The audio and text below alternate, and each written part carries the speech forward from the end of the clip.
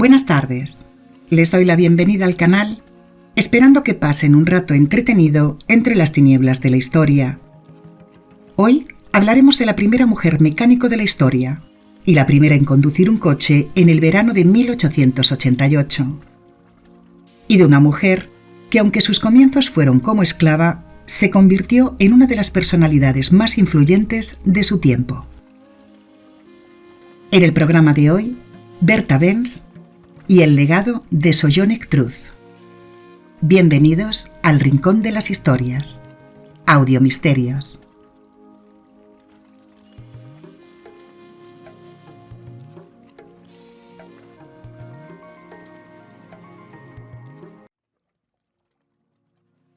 Cecilia Bertha Reinga nació el 3 de mayo de 1849 en una ciudad del sur de Alemania, Pforzheim, en el estado de Baden-Württemberg. Pertenecía a una familia adinerada del Gran Ducado de Baden.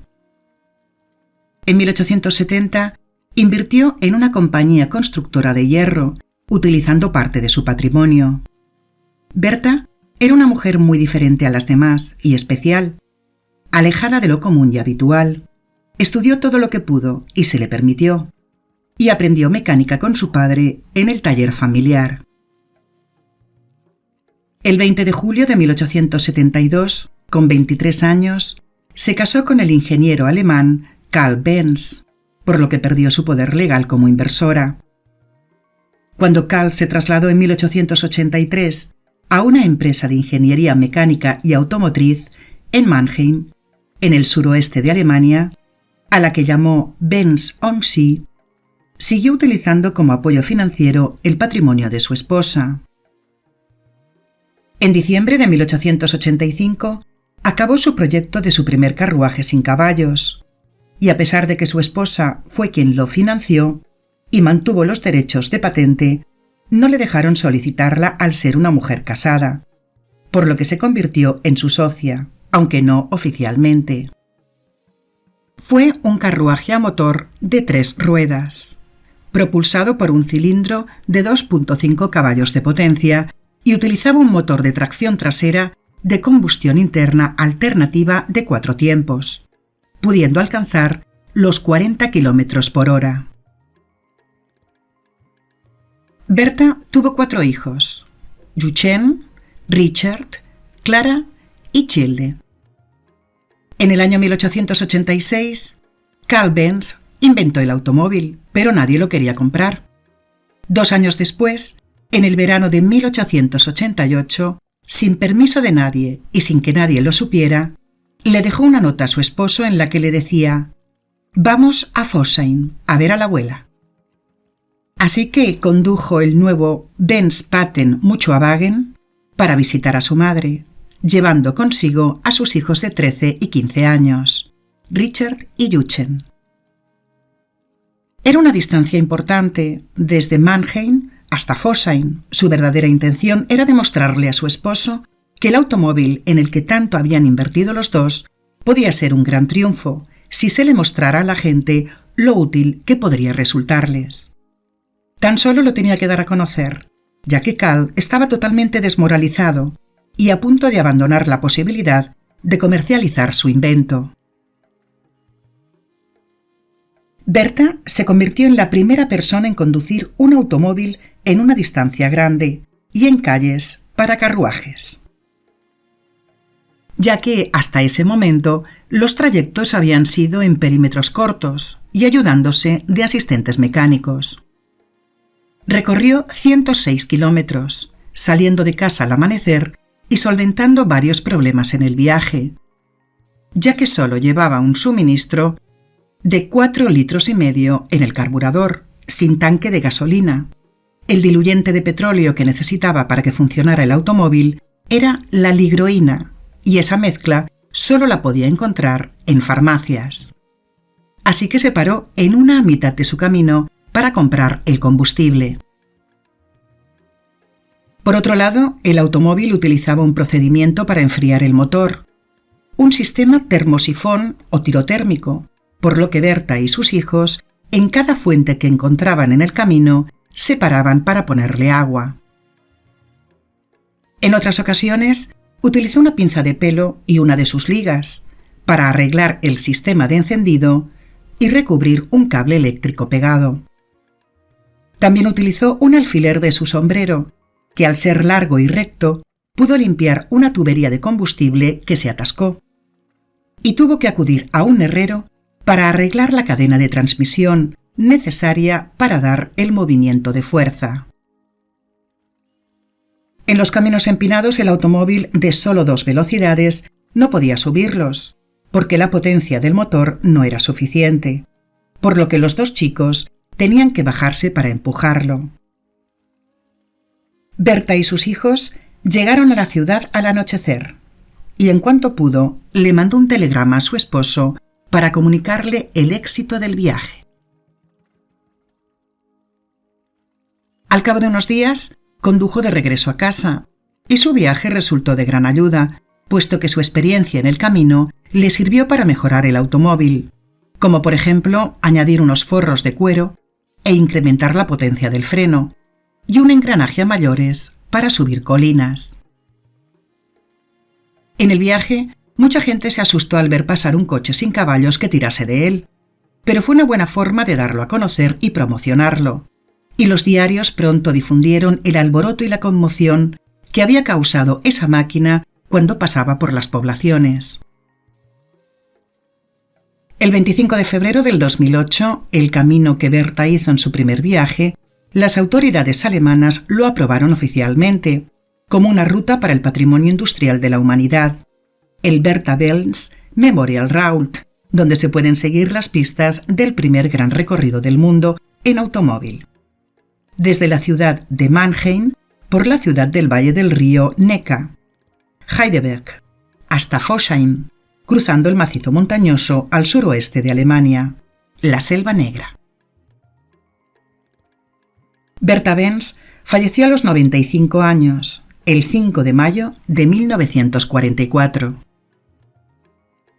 Abrió un camino hacia la igualdad, apoyando a su entonces novio en el taller en el que trabajaba, ocupando un papel decisivo en el desarrollo del automóvil, e impulsó la carrera de su ya esposo, Carl Benz, además de contribuir a que otros inventores siguieran investigando y desarrollando el prototipo.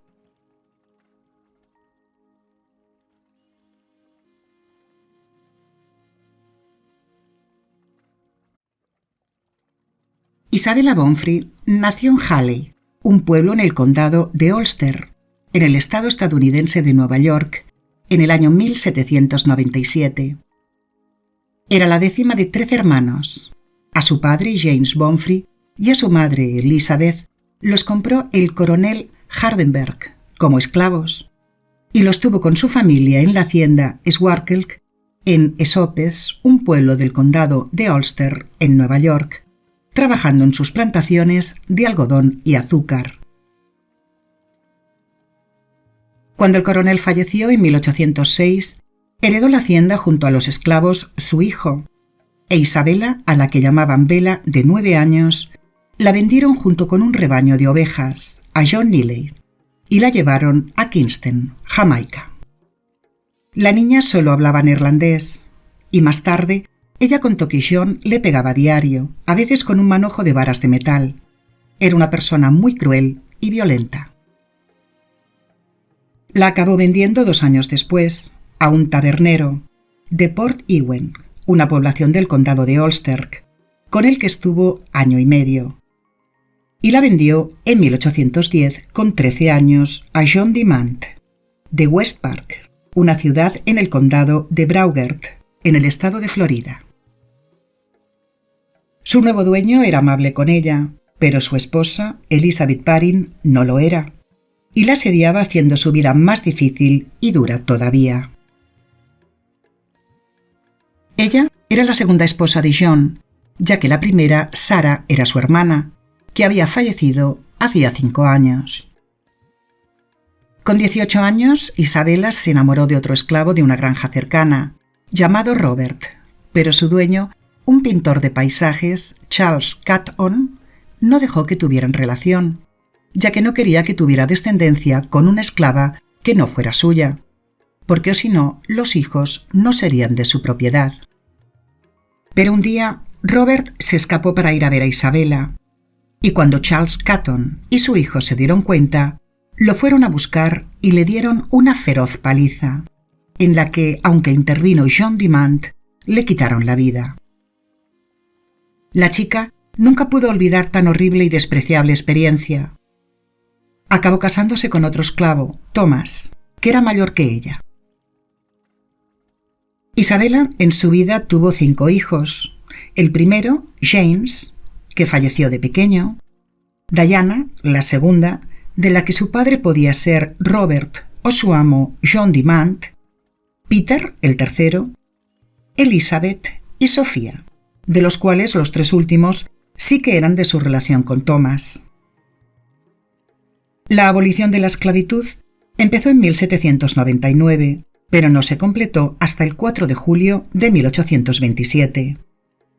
John Dimant le aseguró a Isabella que, si lo hacía bien y era fiel, la dejaría libre un año antes de la emancipación legal. Pero le mintió. Declaró que una herida en la mano le había impedido ser más productiva, por lo que ella tuvo que seguir trabajando. Y en 1826, con 19 años, cogió a su hija Sofía y se escapó, dejando a sus otros hijos, ya que hasta los 20 años trabajados no serían considerados legalmente libres. Más tarde ella dijo: «No salí corriendo, pues lo tenía por malvado, salí andando, creyendo que eso estaba bien». Se fue a la casa de Isaac Bean Wageningen y su esposa María, quienes la acogieron a ella y a su bebé.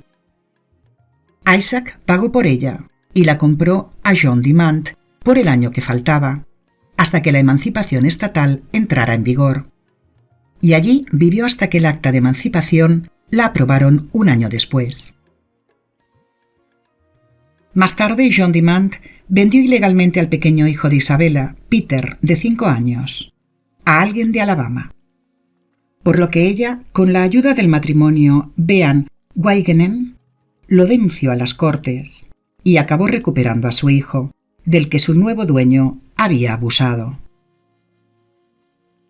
Isabella fue la primera mujer africana que llevó a juicio a un hombre blanco y ganó el caso. Con la familia Bean Wageningen, Isabella se convirtió en una cristiana fervorosa y con 32 años, en 1829, se fue con su hijo Peter a Nueva York para trabajar en la casa de un cristiano evangélico, Elisha Pearson, como sirvienta. 3 años después, conoció a Robert Matthews, al que llamaban el profeta Matías, y trabajó para él como criada en la comuna colonial del reino de Matías. Curiosamente, Elisha falleció y acusaron del crimen y de robo a Robert Matthews y a Isabella, pero finalmente fueron exculpados. En 1839, con 42 años, su hijo Peter encontró trabajo en un ballenero, zona de Nantucket. En un año recibió 3 cartas de él, aunque en la última éste le decía que eran 5 y que no había recibido ninguna carta de ella. Cuando 3 años después, en 1842, el barco volvió, Peter no estaba en él, e Isabella no lo volvió a ver más.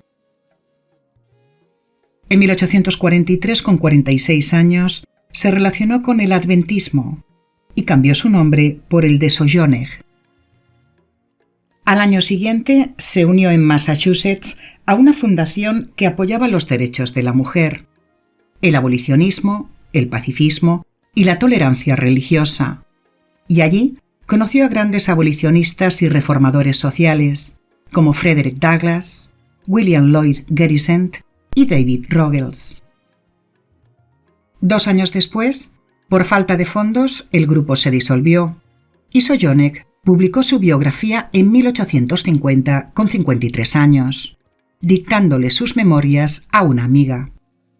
También habló en la primera Convención Nacional de Derechos de la Mujer, en Worcester, una ciudad del estado de Massachusetts.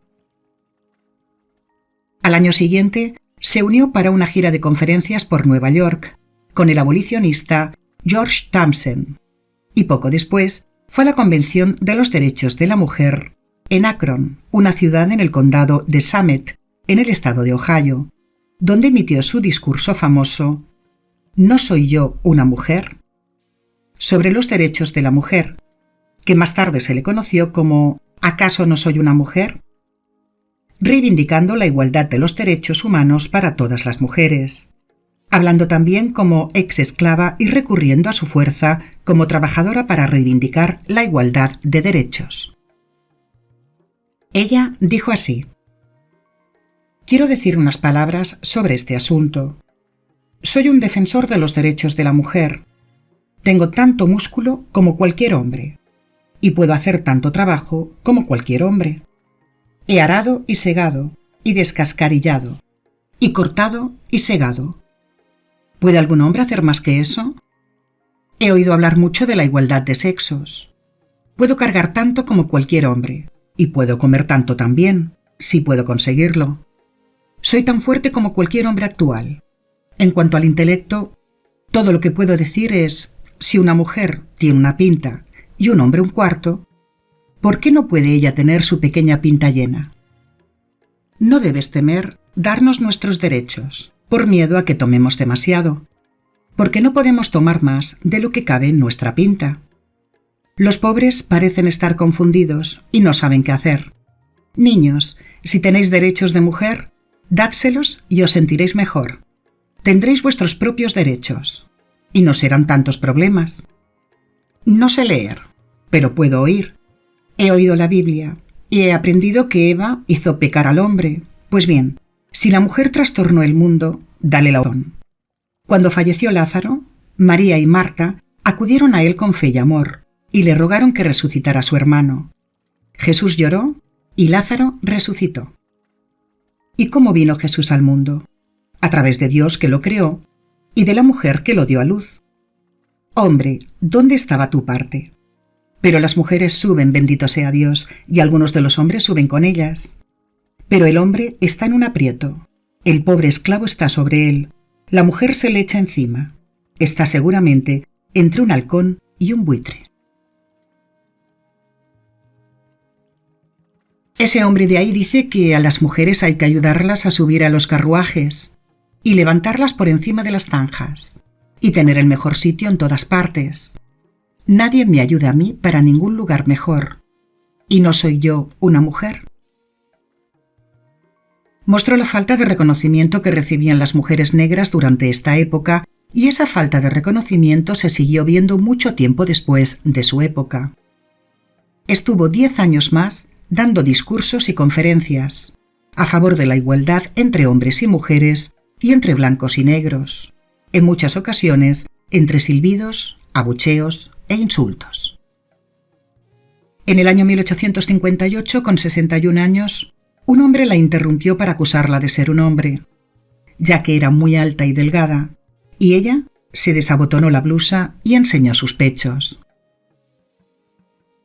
En la Guerra Civil estadounidense, ayudó a reclutar voluntarios negros para el ejército de los Estados Unidos. Su nieto también se alistó. Con 68 años, trabajando como enfermera en un hospital de Washington, se montó en un tranvía, en el que el conductor la arrojó del vehículo por ser negra, por lo que resultó herida. Le puso una denuncia y la ganó. En el año 1870, con 73 años, llevaba una lucha de 7 años para asegurar concesiones de tierra del gobierno federal a antiguos esclavos, pero no lo consiguió.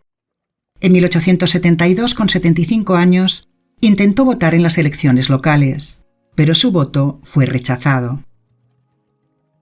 Sojourner Truth siguió hablando sobre la reforma de las prisiones y defendió la suspensión de la pena capital en el estado de Michigan, sobre los derechos de la mujer y los afroamericanos, falleciendo el 26 de noviembre de 1883, con 86 años, en su casa de Battle Creek, una ciudad del estado estadounidense de Michigan. Su funeral se celebró en una iglesia protestante, a la que fueron más de 1.800 personas. La enterraron en el cementerio de Oak Hill, una ciudad del condado de Fayette, en Virginia Occidental. Sojourner, con sus discursos y testimonio, denunció la crueldad y brutalidad de la esclavitud y luchó por la igualdad de derechos para las mujeres y las personas afroamericanas. Su valentía y determinación la convirtió en una figura clave del activismo por los derechos civiles.